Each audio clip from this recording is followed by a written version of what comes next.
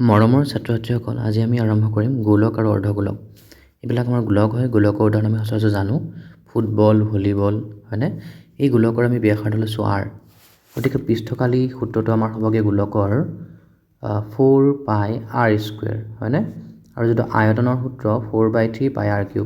এতিয়া নোটটো আমি মনত ৰাখিব লাগিব, ব্যাস আৰু ব্যাসাৰ্ধ, ব্যাসাৰ্ধটো সদায় ব্যাসৰ আধা, হয়নে? তো ব্যাসক আমি ডিভাইড কৰিব লাগিব।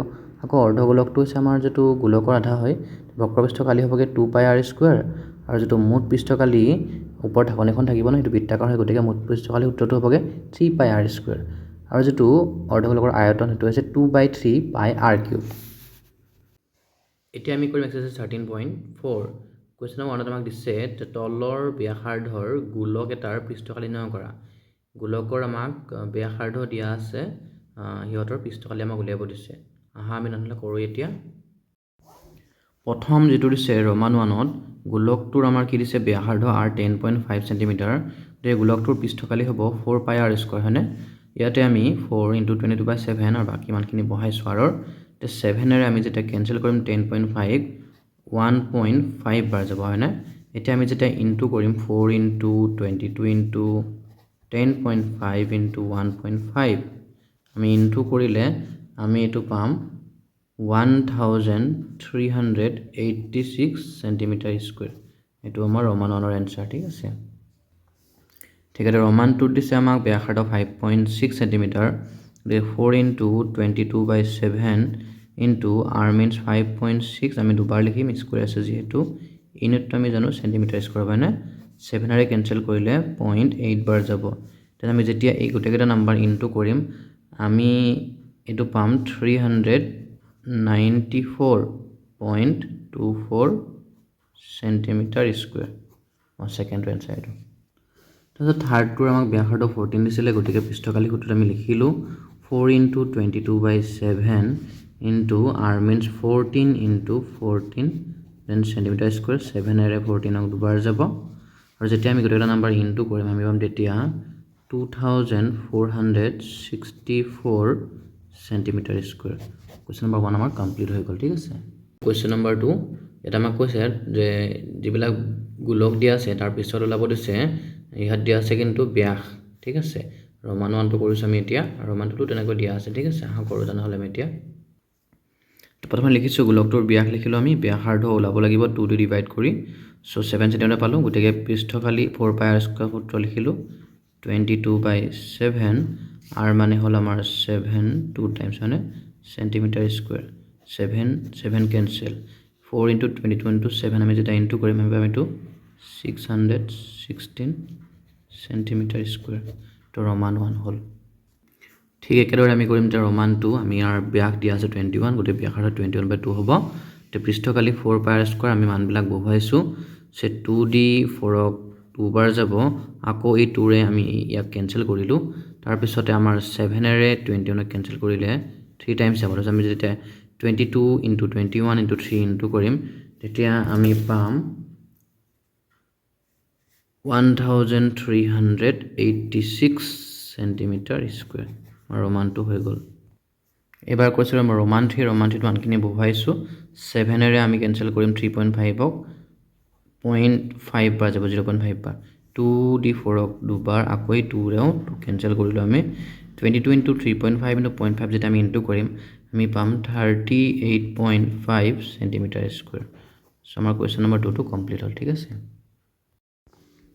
এবাৰ আমি কৰিম কুৱেশ্যন নম্বৰ 3। 10 চেণ্টিমিটাৰ ব্যাসাৰ্ধৰ অৰ্ধগোলক এটাৰ মুঠ পৃষ্ঠকালি নিৰ্ণয় কৰিব দিছে। পাইৰ মান ইয়াতে 3.14 ধৰিব দিছে, ঠিক আছে? গতিকে প্ৰথমতে আমি লিখিছোঁ অৰ্ধগোলকটোৰ ব্যাসাৰ্ধ R = 10 চেণ্টিমিটাৰ। তো মুঠ পৃষ্ঠকালি অৰ্ধগোলকৰ সূত্ৰটো আছিলে 3πr²। 3 × π আমাক ল'ব দিছিলে 3.14, তাৰপিছতে R দিছিলে আমাৰ 10, গতিকে 10² বা 10 × 10 লিখিলোঁ আমি, চেণ্টিমিটাৰ স্কুৱেৰ। ইয়াৰ লগত যেতিয়া আমি ইনটু কৰিম 3 4, এইটো যেতিয়া আমি পইণ্টটো 10 10 × 100 হয়, ইনটু কৰিলে পইণ্টটো আমাৰ চিফ্ট হৈ যাব দুটা প্লেচ, হয়নে? চ' 3 4 = 12, তাৰপিছতে 3 1 = 3 + 1 = 4, দেন 3 3 = 9, হয় নহয়? কোনো চিফ্ট হ'বগৈ, গতিকে 942 চেণ্টিমিটাৰ স্কুৱেৰ, এইটো আমাৰ এনচাৰ, ঠিক আছে?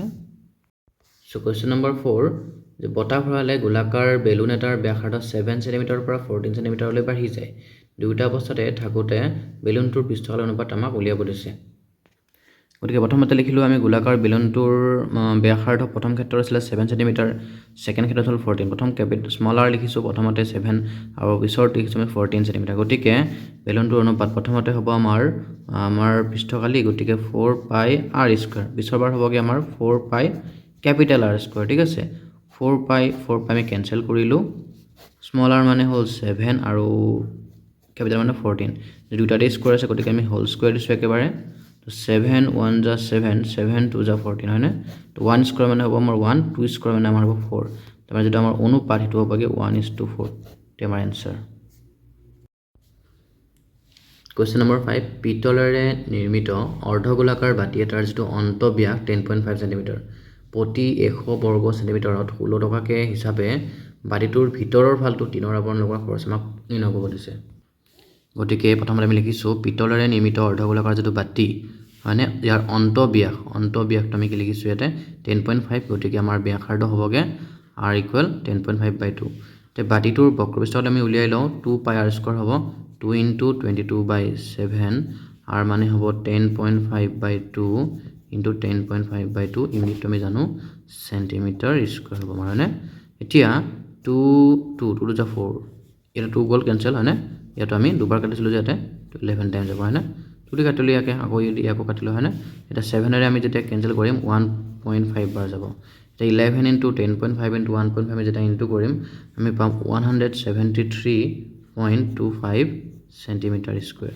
এতিয়া আমাক যেটো খৰচ ওলাব দিছিলে বাটিটোৰ ভিতৰৰ ফালটোত টিনৰ আৱৰণ লগোৱাৰ খৰচ হয়নে আমাক কৈছিলে যে 100 সেন্টিমিটাৰ স্কয়াৰত 16 টকা দিব লাগিব গতিকে একত কিমান হ'ব 16/100 গতিকে আমাক যেটো লাগে তাৰ লগত ইনটু কৰি দিম হয় নহয় আমি কি লিখিব লাগিব এটা 16/100 হৈ গ'ল পূৰণ কিমান আছিল আমাৰ 173.25 ইমান টকা হ'বগে মানে আমি যেতিয়া ইনটু কৰিম লগতে ডিভাইড যেতিয়া কৰিম আমি পাম 27 rupees 72 পইচা ইমান টকা আমি দিব লাগিব ঠিক আছে এটো আনসাৰ এবাৰ হৈছে আমাৰ কোৱেশ্চন নম্বৰ 6 কোৱেশ্চন নম্বৰ 6 আমাক কি দিছে এতিয়া কোৱেশ্চন নম্বৰ 6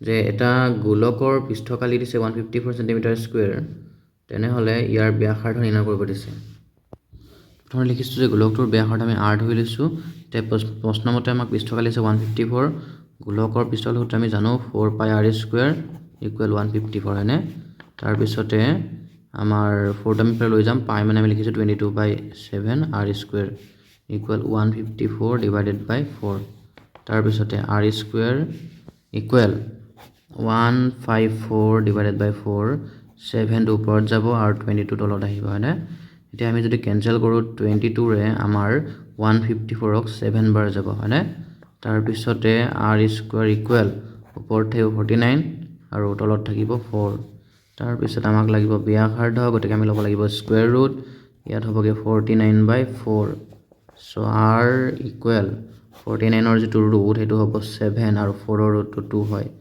গতিকে r = 7/2 মানে হ'ল আমাৰ 3.5 সেন্টিমিটাৰ তো আমাৰ এটোৱে নিৰ্ণয় ব্যাসাৰ্ধ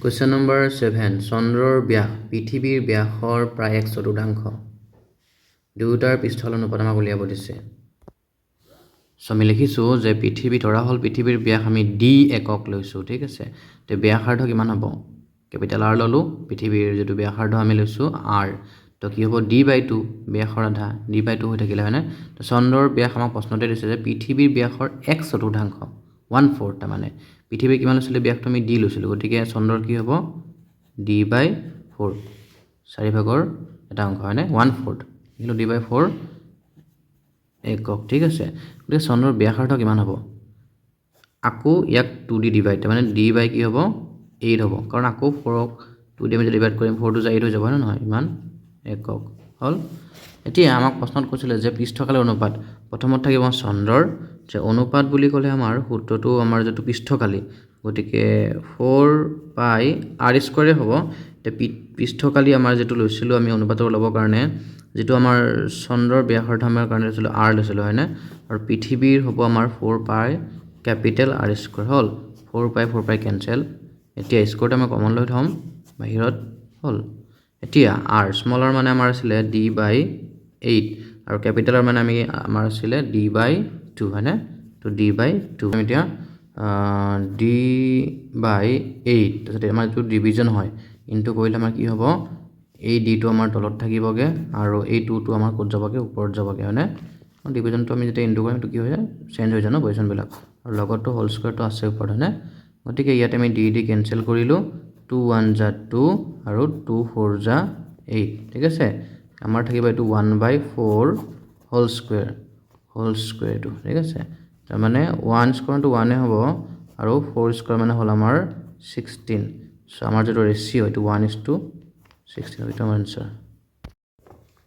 কোয়েশ্চন নম্বৰ 8 এটা অৰ্ধগোলকীয় পাত্ৰ 0.25 সেন্টিমিটাৰ ডাঠ তীখাৰে তৈয়াৰী পাত্ৰটোৰ অন্তঃব্যাসাৰ্ধ 5 সেন্টিমিটাৰ পাত্ৰটোৰ বাহিৰৰ বক্ৰপৃষ্ঠফালে উলিয়াব দিছে ঠিক আছে এইটো হৈছে আমাৰ অৰ্ধগোলাকাৰ পাত্ৰটো য'ত নেকি আমাৰ অন্ত যেটো ব্যাসাৰ্ধ আমাক দিয়া আছে 5 সেন্টিমিটাৰ আৰু ডাঠ যেটো তীখা আমি গম পালো হেতু কিমান 0.25 গতিকে বহি ব্যাসাৰ্ধ কি হ'বগে 5 ৰ লগত আমাৰ 0.25 টো প্লাস হ'বগে হয় না প্লাস কৰিলে কিমান পাম এটো 5.25 সেন্টিমিটাৰ হ'ব হয়নে গতিকে পাত্ৰটোৰ বাহিৰৰ বক্ৰপৃষ্ঠফালে উলিয়াব দিছিলে যেটো এটো এটা কি আছিল আমাৰ অৰ্ধগোলক গতিকে সূত্ৰটো কি হ'ব 2 পাই r স্কয়াৰ হয়নে গতিকে আমি ইয়াত কি লিখিম 2 ইনটু 22/7 ইনটু r স্কয়াৰ মানে 5.25 ইনটু 5.25 সেন্টিমিটাৰ স্কয়াৰ হ'ল 7 দিয়ে আমি যদি কেনসেল কৰিম 5.25 ক আমাৰ যাবগে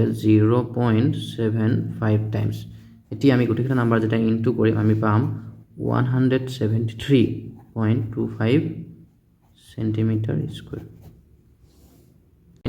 যে এটা লম্ব বৃত্তাকাৰ চুঙাৰ ভিতৰৰ r ব্যাসাৰ্ধৰ কি কৈছে কোৱেশ্চন নম্বৰ 9 এটা লম্ব বৃত্তাকাৰ চুঙাৰ ভিতৰত এই চুঙাটোৰ ভিতৰত কি কৈছে এই চুঙাটোৰ যেটো ভিতৰত r ব্যাসাৰ্ধৰ গোলক এটা কোনোমতেহে সোমাব পাৰে এটো r ব্যাসাৰ্ধৰ যেটো গোলক কোনোমতে সোমাব পাৰে তো এটা আমাক ওলাব দিছে তলখিনি গোলকটোৰ পৃষ্ঠফালে ওলাব দিছে চুঙাটোৰ বক্ৰপৃষ্ঠফালে ওলাব দিছে আৰু ৰমানৰ যেটো কালি অনুমতি ওলাব দিছে ঠিক আছে কৰোৱা প্ৰথমতে আমি চাইছো ইয়াতে আমাৰ এটো হৈছে গোলকটো কোনোমতে সোমাই চুঙাটো গতিকে গোলকটোৰ কথা আমাক দিছে ব্যাসাৰ্ধ r বুলি কৈছে কোনোমতে যেটো সোমাই ইয়াৰ যেটো আমাৰ ব্যাস হ'ব এই ব্যাসডালেই এই চুঙাটোৰ আমাৰ উচ্চতা হ'ব না নহয় আৰু ইয়াৰ যেটো ব্যাসাৰ্ধ r ইয়াৰ ব্যাসাৰ্ধ r একে হ'ব তাৰ মানে আমি লিখিছো গোলকটোৰ ব্যাসাৰ্ধৰ লগত চুঙাৰ ব্যাসাৰ্ধ একে হ'ব r হ'ব চুঙাটোৰ উচ্চতা আমাৰ কি হ'ব এই গোলকটোৰে মানে কি হ'ব ব্যাসডাল গতিকে ডাবল অফ r টুৱাইস হ'ব হয় না নহয় এটো কোনোমতে সোমাই গতিকে গোলকটোৰ পৃষ্ঠকালি সূত্ৰ আমাৰ কি হ'ব 4 পাই r স্কয়াৰ